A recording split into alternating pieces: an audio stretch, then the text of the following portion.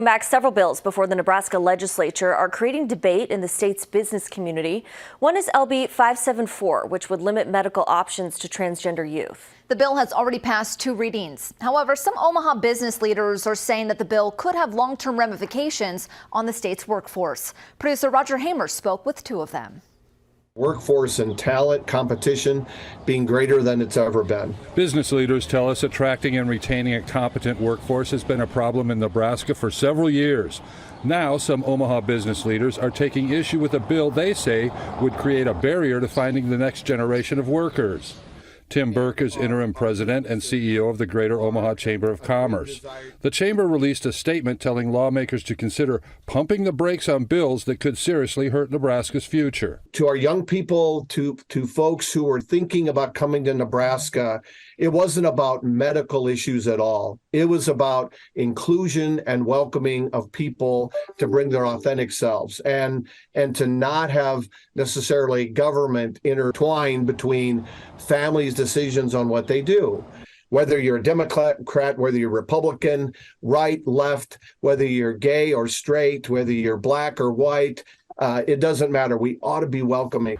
We're told nearly 80 business owners have signed on to a letter addressed to Governor Jim Pillen and other lawmakers, pointing out the serious economic impact a lack of inclusion could have on the state's future economy.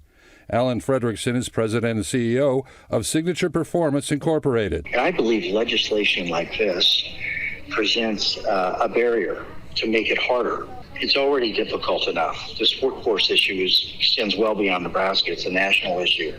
And one of the things that I believe is important for us to do is to have an environment and a reputation of being welcoming, loving, belonging, and inclusive.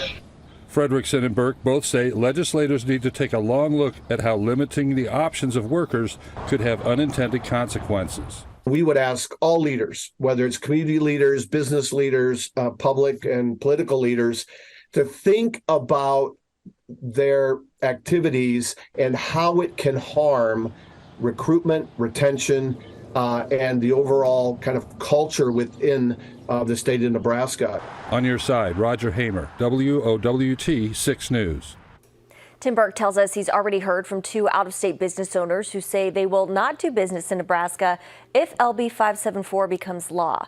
He adds that he's hearing from some state senators that they may be changing their votes on passing that bill.